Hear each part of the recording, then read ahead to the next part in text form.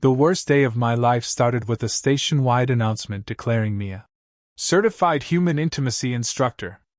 I learned this while elbow-deep inside an oxygen recycler that smelled like something had crawled in there, reconsidered its life choices, and died twice. My wrist console chimed, followed by the cheerful voice of Central Broadcast echoing through Docking Ring C. Attention residents! Cultural Research Specialist LYRSA has successfully secured mentorship under human emotional bonding expert Daniel Harper. Instructional sessions will begin immediately. I hit my head so hard on the recycler casing that I saw 3 versions of my terrible life flash before my eyes. There are moments when you hope you misheard something.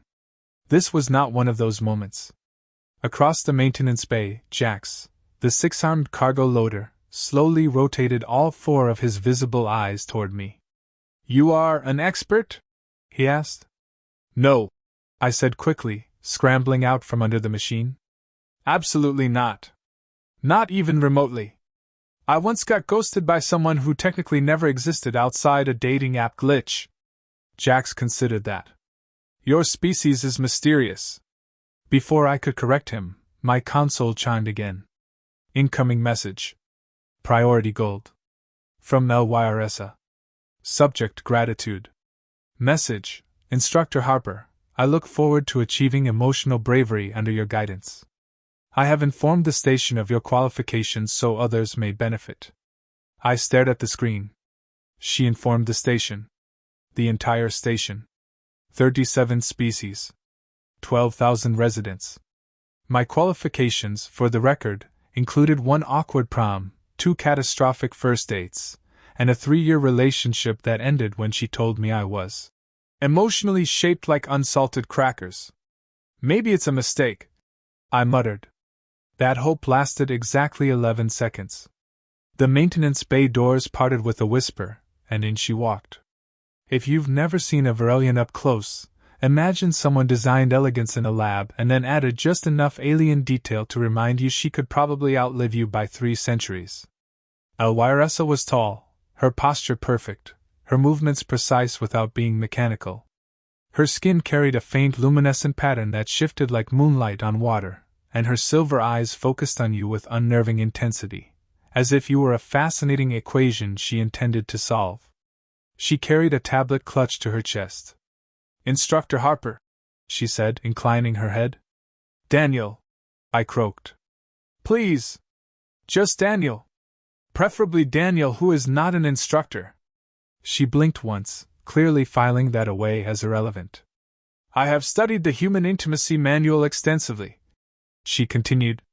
"Your species demonstrates extraordinary emotional articulation. It is admirable."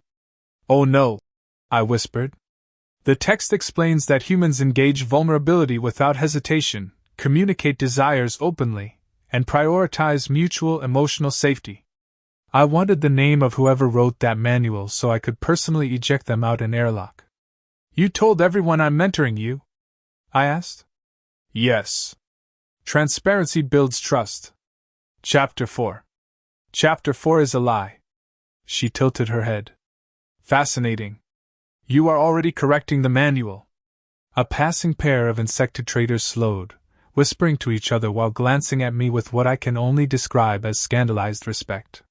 One of them approached. "Expert," it clicked. "My bond partner believes I no longer perform adequate courtship dances. Should I increase the leg flourishes?" "I fix air filters," I said weakly.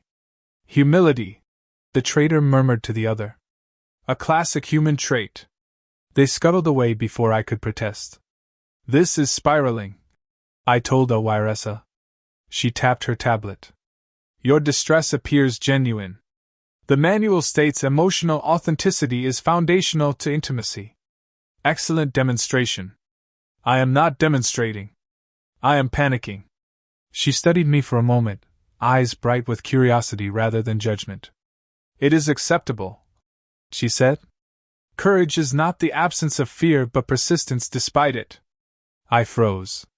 That actually sounded wise. "It is a direct quote from the manual," she replied proudly. "Of course it was. We stood there in awkward silence until she spoke again. I have prepared 12 preliminary questions. 12? For our first lesson tonight. Tonight? Humans value momentum and relational development. I briefly considered faking a workplace injury. Why me? I asked instead. There are millions of humans in the network archives. Pick one of them. She shook her head gently. The manual recommends selecting a subject displaying emotional steadiness, reliability, and understated strength.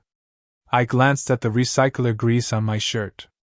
You got all that from watching me argue with a broken compressor last week?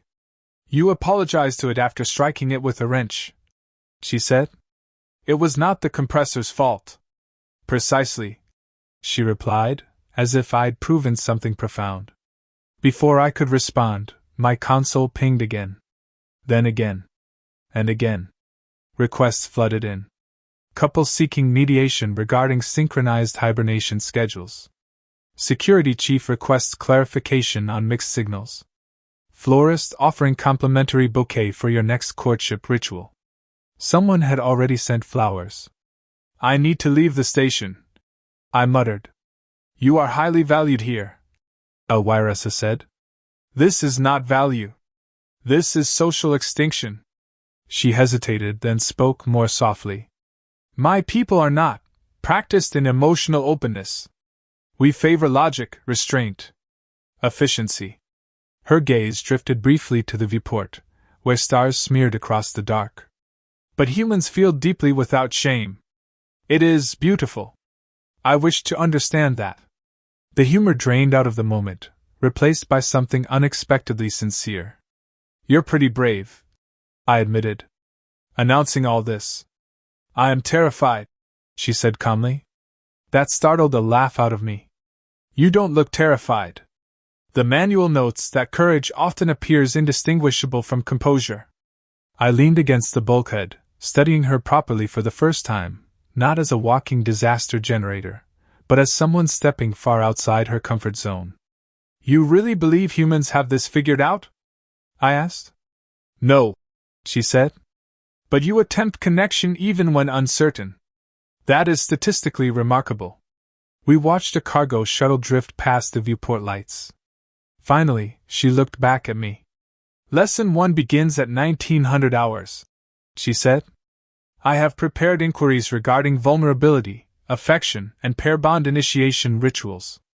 My stomach dropped. I should warn you, I said. You picked literally the least qualified human alive. Her expression softened just enough to be almost a smile. According to my research, she said, self-doubt is another common human trait. She turned to leave, then paused. Oh, and Daniel? Yeah? I informed the station you are accepting appointments. I closed my eyes. How many appointments? She checked her tablet. 27. I considered spacing myself again. As she walked away, she added, almost gently, do not worry. We will proceed at a pace comfortable for you. I watched the doors slide shut behind her. Then my console chimed once more with a priority tag. Reminder, Lesson 1, Emotional Honesty. I stared at it, sighed, and muttered to the empty maintenance bay. I'm going to need a bigger toolbox. At precisely 1900 hours, someone knocked on my quarters door with the calm confidence of a person about to permanently alter my stress levels. I opened it to find Elwiresa standing there, posture flawless, expression attentive, and arms filled with equipment. Not metaphorical equipment. Actual equipment. A slim metallic case floated beside her on an anti-grav pad.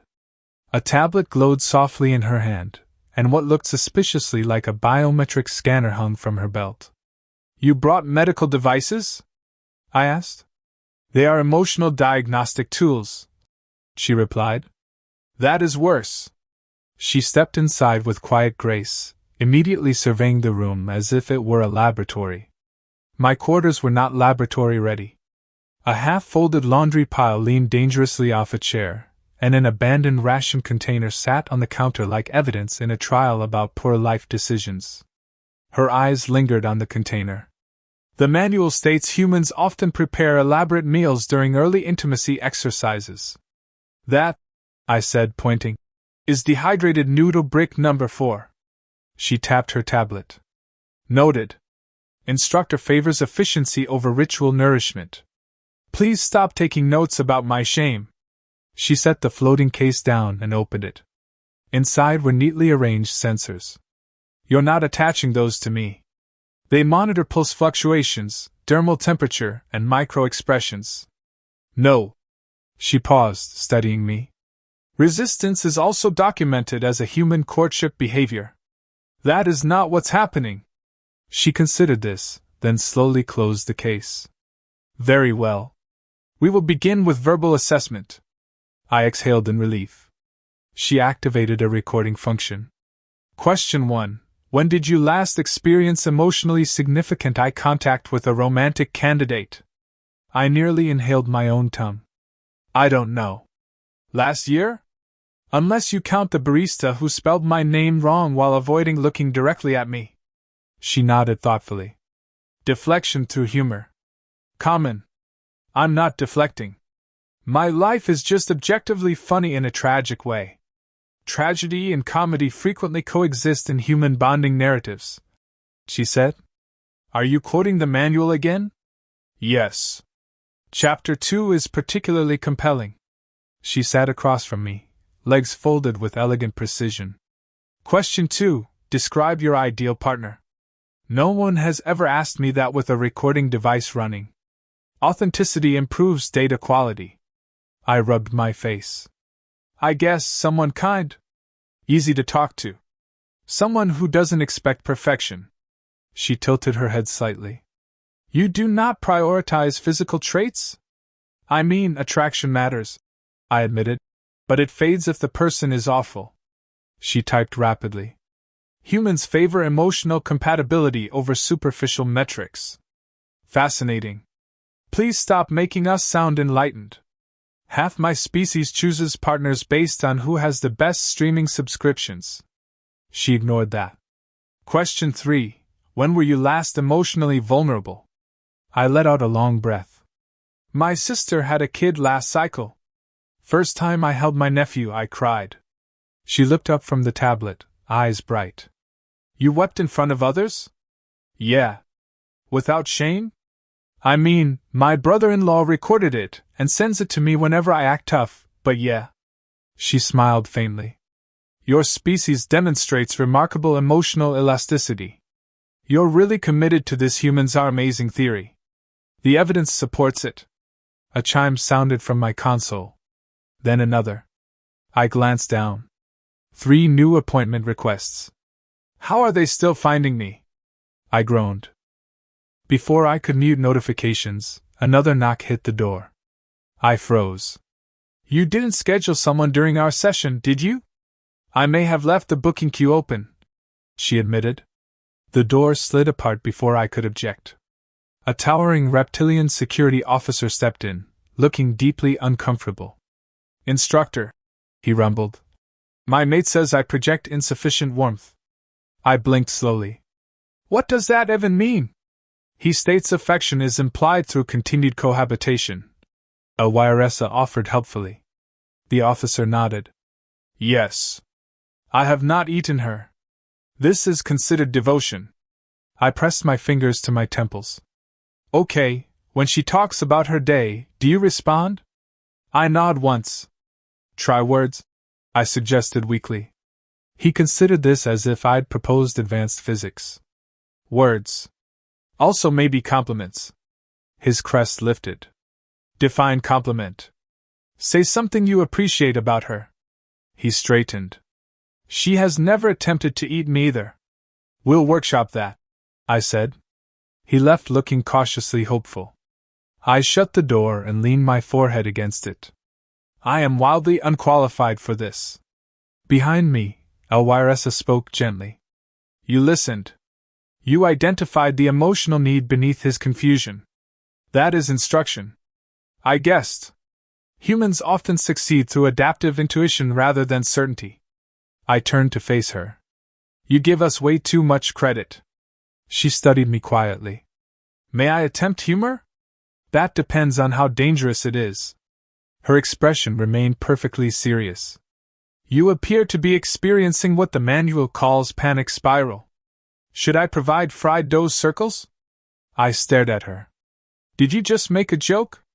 The manual indicates levity reduces relational strain.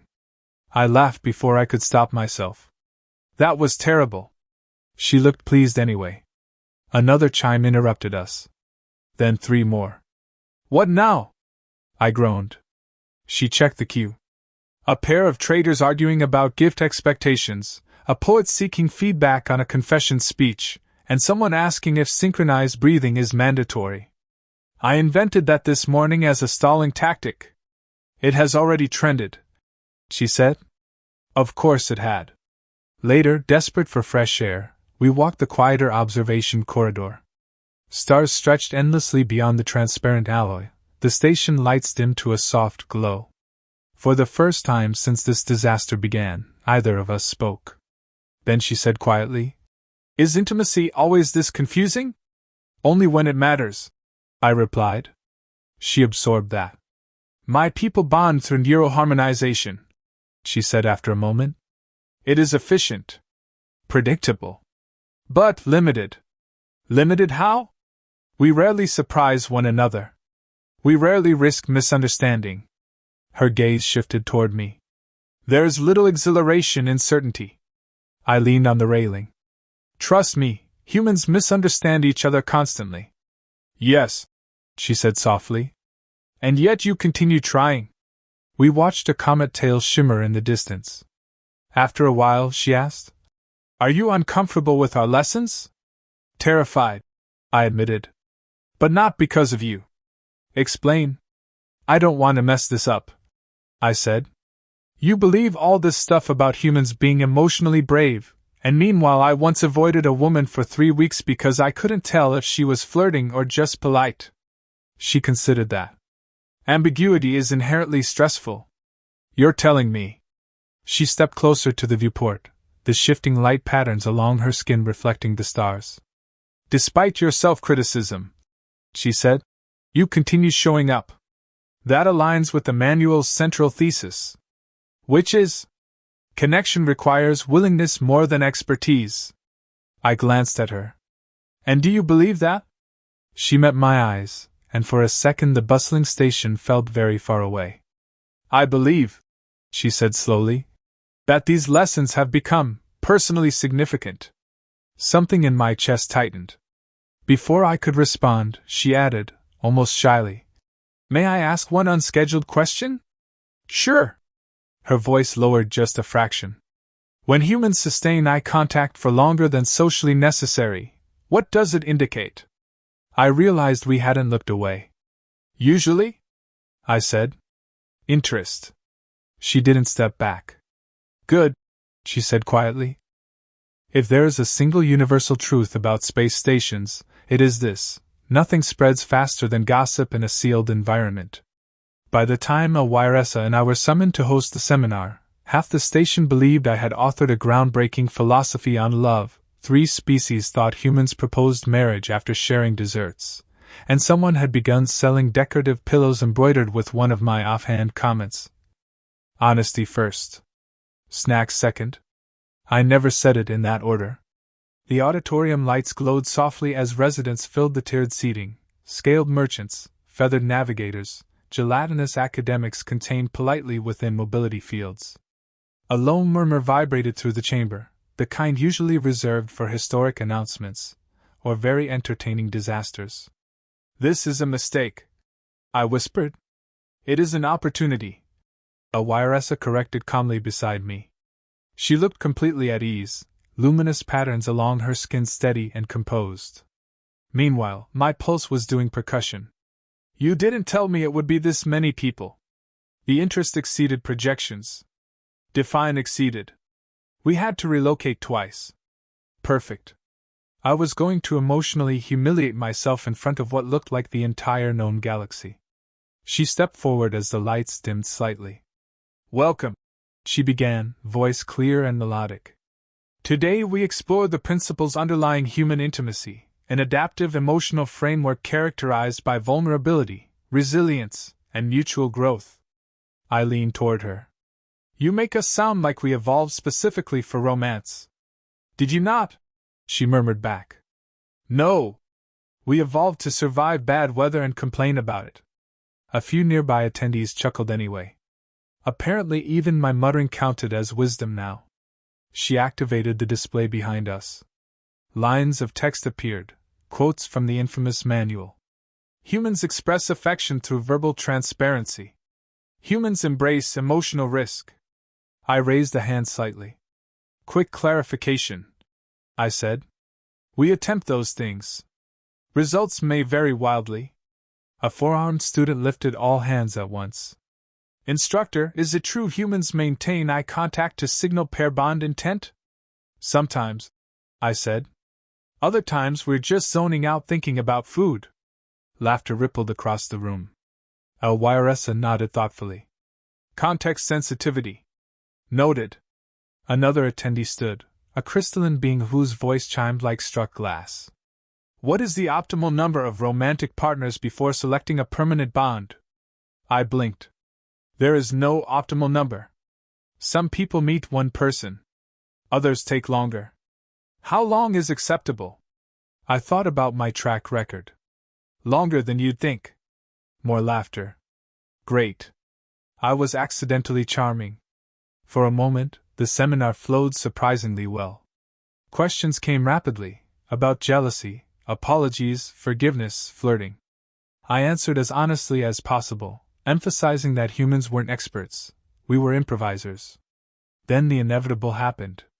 A tall academic with ink-dark skin rose slowly from the front row. Instructor Harper, she said, your insights are compelling. For calibration purposes, how many successful pair bonds have you personally maintained? The room quieted. Every survival instinct I possessed suggested pretending the audio had cut out. I swallowed. Well, define successful. Mutually sustained romantic attachments. Silence thickened. Heat crept up my neck. I haven't exactly maintained one long-term, I admitted. A faint ripple passed through the audience. The academic tilted her head.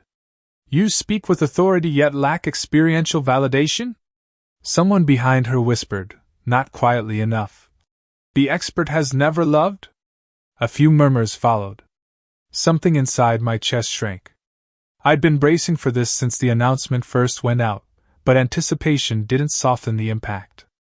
All at once I was painfully aware of every failed date, every almost relationship that dissolved into polite distance. I never claimed to be an expert, I said, voice tighter than I intended. This whole thing started because of a misunderstanding. The academic opened her mouth again, but Elwiresa stepped forward before she could speak. Her presence shifted the air. Experience, Elwiresa said evenly, is not the sole measure of wisdom. The room stilled. She continued, silver gaze sweeping across the crowd. Humans teach that courage lies not in flawless outcomes, but in the willingness to attempt connection despite uncertainty. Instructor Harper demonstrates this repeatedly. I stared at her. She went on, voice gaining quiet strength. He listens before responding. He adapts without defensiveness. He offers guidance while openly acknowledging imperfection. These behaviors reflect emotional bravery. No one interrupted. He has not avoided intimacy due to prior disappointment, she added. He remains receptive to it. Statistically, that is rarer than success. The silence transformed, no longer skeptical, but thoughtful.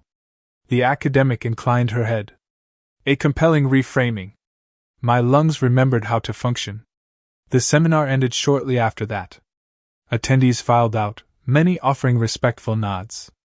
One even thanked me for human candor, whatever that meant. But relief didn't come.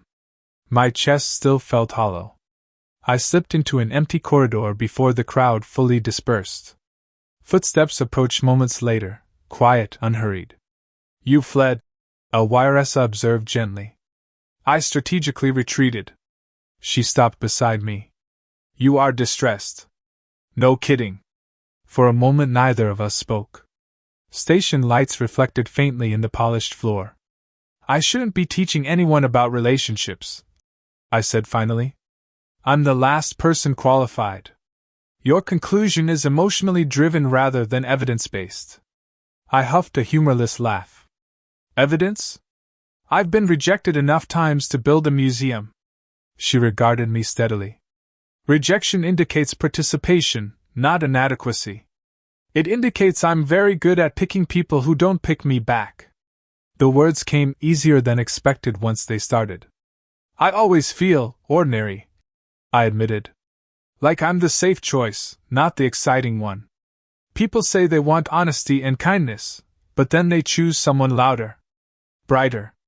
I shrugged. After a while you start wondering if you're just background noise.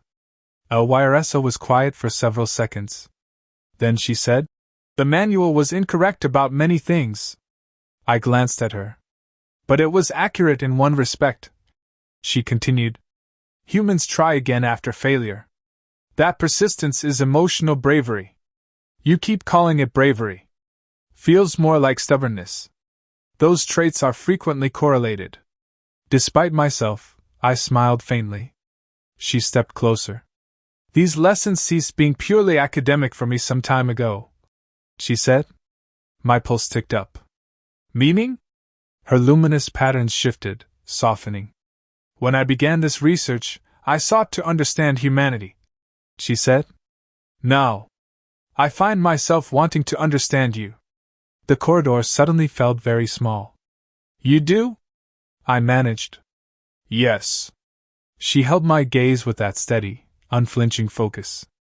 "I observe your humor masking vulnerability. Your self-doubt coexisting with compassion. You believe yourself ordinary, yet you consistently choose sincerity over performance. No one had ever described me like that. I am not studying a concept anymore," she said quietly. "I am experiencing attachment." The word hung between us. Attachment. My heart thudded. Elwiresa. "I do not yet know what form this connection will take," she continued, "but I recognize its significance." I searched her expression for irony, for scientific detachment, but found none. Just honesty. "You defended me back there," I said softly. "You were being evaluated unfairly." "Still, thank you." She inclined her head slightly.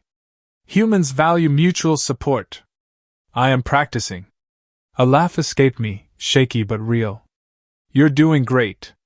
We stood there longer than necessary, either moving away. Finally, she asked, voice barely above a whisper, "Is it customary for humans to experience simultaneous fear and anticipation?"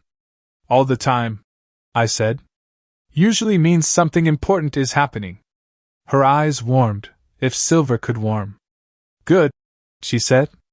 And for the second time since I'd met her, the station seemed to fade into the background, leaving just the space between us charged with a possibility either of us was quite ready to name. The emergency lights flickered once. Then twice. Then the entire station hummed with a low mechanical groan that every resident instinctively recognized as something you did not want to hear. My console chirped. "Notice, temporary power redistribution in progress. Non-essential transit suspended. Please remain in your current sector." "Well," I muttered, glancing toward the dimming corridor. "That sounds reassuring in a deeply unconvincing way." Elwiresa checked her tablet, its glow reflecting softly across her features. "A reactor fluctuation in Ring B," she said. "Containment protocols are already stabilizing the grid. Risk level appears minimal. Minimal is still higher than I prefer my risk levels." A second announcement rolled through the station, calmer this time, instructing everyone to avoid unnecessary movement until the system rebalanced. The nearest bulkhead doors slid shut with a gentle but unmistakable finality. We were sealed into the observation wing. Just the two of us. No crowds. No seminar audiences. No appointment requests chiming every 10 seconds. For the first time since this entire intimacy instructor disaster began, the station went quiet. We drifted toward the viewport almost without speaking. Outside, the stars burned with indifferent beauty, scattered across endless dark. Funny how a potential crisis stripped everything down to what mattered. Elwiresa folded her hands loosely. Humans often reassess priorities during perceived danger, she said. Yeah, I replied. Suddenly you remember that half the stuff you stress about is meaningless. She studied me. What occupies your thoughts now? I didn't even have to consider it. You, I said. Her luminous markings shifted, faint ripples traveling along her arms like reflected starlight. That response was immediate. She noted quietly. Emotional honesty, remember? I'm leaning into the brand. She stepped closer to the viewport, though her attention stayed on me. Earlier, I continued, you said you weren't studying a concept anymore. That this was attachment. Yes. The word felt less intimidating now in the soft silence. I should probably confess something too, I said. When this started, I thought you were going to ruin my life. A reasonable hypothesis, she replied. I figured I'd spend the next few cycles correcting alien relationship myths while dying alone next to broken machinery. She almost smiled. And now? Now I think this might be the best accidental thing that's ever happened to me. The lights flickered again, steadier this time as auxiliary systems took hold. She considered my words with that careful depth that made you feel she wasn't just hearing you, she was understanding you. Daniel, she said after a moment, you once claimed humans are not emotionally advanced. We're not, I said. We're just stubborn enough to risk looking foolish. That interpretation aligns with my observations. I leaned against the railing. Truth is, nobody knows what they're doing. Every relationship is basically two people guessing and hoping they don't guess wrong. That sounds inefficient. It is. But it's also kind of amazing. She nodded slowly. Uncertainty creates opportunity for discovery. I smiled. You've been hanging around humans too long. She stepped nearer, close enough now that I could see the subtle constellation-like patterns within her eyes. Then I am learning from the correct instructor. A quiet settled between us again, but it wasn't awkward. It was the kind that invited courage. She drew a slow breath. I would like to attempt a human courtship, she said. My brain stopped functioning for approximately 3 seconds. With you. There it was. No charts. No manual quotes. Just simple, deliberate truth. I let out a shaky laugh. Fair warning, I said. I have absolutely no idea what I'm doing. According to my research, she replied. Neither do most humans. Good. I'd hate to set unrealistic expectations. Her gaze softened. What does courtship require? I thought about it. Showing up. Paying attention. Being honest even when it's scary. I can do those things. I know you can. The emergency lighting brightened incrementally as primary power returned. Somewhere distant, machinery resumed its steady rhythm. The crisis was already passing. But neither of us moved. You told the station I was an intimacy instructor, I said. Turns out you were wrong. Yes, she agreed calmly. I blinked. That easy, huh? The manual implied expertise makes connection possible, she said. You have demonstrated the opposite, that willingness matters more. I absorbed that quietly. You also defended me when everyone found out I've never really been in love. Her expression grew thoughtful. Absence of prior bond does not diminish your capacity for one. Still, you didn't hesitate. She tilted her head slightly. Humans support those they value. I am practicing. A grin crept across my face. You're getting dangerously good at this. At that exact moment, my console chimed again. Then hers. We both looked down. A station-wide bulletin flashed across the network feed. Cultural update. Addendum to Human Intimacy Guidelines now available, compiled from Instructor Harper's teachings. I groaned. You have got to be kidding me. She scanned the document quickly. It appears your statements have been archived. Archived? She read aloud. Appendix B, brings snacks to emotional conversations. I said that once. During a sugar crash. She continued. Section 7. If uncertain whether someone is flirting, assume goodwill but request clarification. Okay, that one's not terrible. Footnote. Apologies are more effective when accompanied by dessert. I pointed triumphantly. See? That's just science. Residents were already forwarding the guide across local channels. Somewhere down the corridor, I heard someone say, "The human instructor recommends vulnerability with baked goods." I covered my face. This is never going away, is it? Cultural influence rarely retracts, she said. I sighed, then laughed despite myself. You know what? If the galaxy wants relationship advice from a guy whose longest commitment was to a houseplant, so be it. She studied me warmly. You underestimate your impact. Maybe, I admitted. But if I'm updating the manual, I want to add one more thing. Yes? Intimacy isn't about expertise. It's about showing up, telling the truth, and hoping someone stays. Her eyes held mine. I intend to stay, she said. The simplicity of it landed deeper than any dramatic declaration. Outside the viewport, a cluster of distant stars shimmered back to full clarity as the station lights stabilized completely. I realized something then. For most of my life, I'd assumed connection was reserved for people brighter, smoother, more extraordinary. Yet here we were, two wildly different beings who had stumbled into each other through a misunderstanding and decided, somehow, not to step away. Lesson 1 of courtship, I said softly. Yes? Tomorrow we get actual food. Not ration bricks. Her expression brightened. A shared meal strengthens relational bonds. Look at you, quoting the manual again. She shook her head gently. No. That one I believe? I smiled. Good. Because I know a place that makes fried dough circles. Her luminous patterns warmed. I have been curious about those. We stood there a little longer, not needing to fill the silence. Turns out intimacy isn't about having the right answers. It's about the quiet decision to try, again and again, even when you feel unqualified. And somehow, across light years of difference, and one extremely misleading manual, she chose me. Honestly? I was definitely showing up tomorrow with snacks.